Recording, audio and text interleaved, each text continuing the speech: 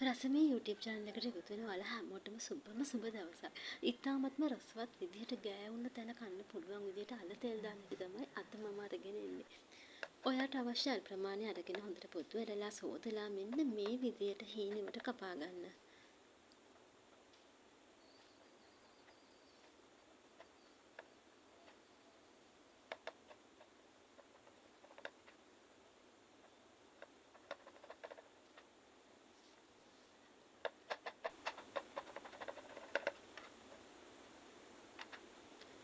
ඊට පස්සේ අපි මේකට ලුණු කුඩු චුට්ටක් එකතු කරගමු. මේක හොඳට අතින් කලවම් කරගමු.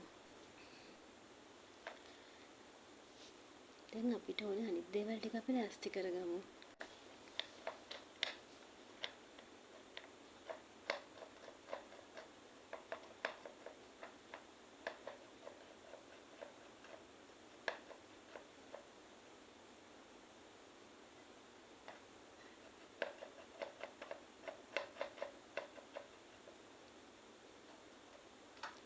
ලුණු ටික හොඳින් කපාගෙන මම මෙන්න මේ විදිහට පොඩි කරගන්නවා. මොකද ලුණු කෑලි වෙන්න ඕනේ.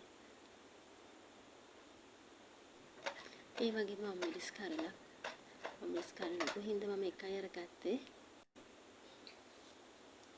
අපි රම්පේ කරපිංචා ටිකත් මේකටම එකතු කරගමු. දැන් තියෙන්නේ අල ටික බැද ගන්න. ටිකක් තෙල්ලන් ඕනේ. මොකද අල ටික අපි ගැඹුරු තෙලේ බදිනවා නම් හොඳයි. අල ටික අනිවාර්යයෙන්ම මිරික ගන්න. මොකද වතුර උනන්න පුළුවන්. අපි හොඳට සෝදලානේ මේක අරගත්තේ. තවත් වතුර උනනවා. ඒ නිසා හොඳට මිරිකර අරගෙන මෙන්න මේ විදිහට අල ටික දාලා බෙදගමු.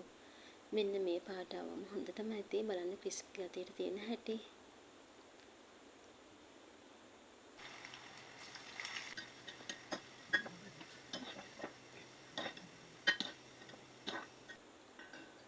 ඉතින් තෙල් ගොඩක් තියෙනවනේ අපි ගැඹුරු තෙලෙන් බෙදගත්ත නිසා මම තෙල් ටිකක් මේකෙන් අයින් කරගන්නවා.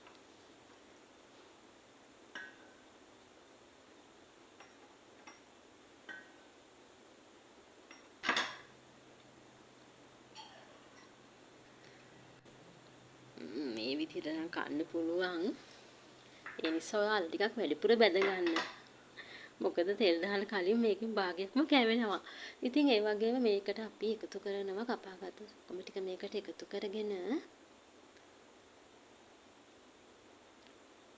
කුරුඳු ගොරකා ඒ වගේම ලුණු ටිකක් අඩුවෙන් දාගන්න. මොකද අපි කලින් ලුණු එකතු කරගත්තනේ අලවලට.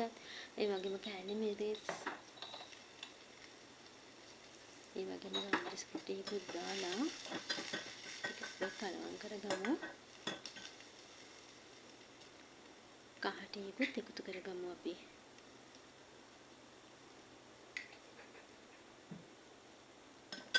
දැන් තියෙන්නේ මේක හොතින් බෙදෙනකන් තියාගන්න එක.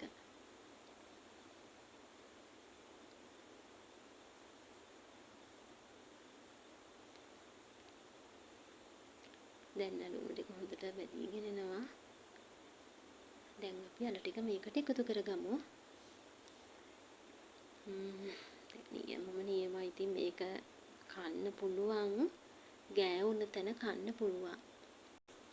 ඉතින් ඔයත් මෙන්න මේ විදිහට අල ටිකක් තෙල් දාලා බලන්නකෝ. එක දවසක් තෙල් දැම්මොත් හැමදාම මෙන්න මේ විදිහටම තෙල් දායි. ඉතින් ඔයාලට හොඳයි කියලා හිතනවා නම් channel එක subscribe කරන්න. ඒ වගේ මාත් එක්ක රැඳී හිටියට ඔයාලට ගොඩක් ස්තුතියි.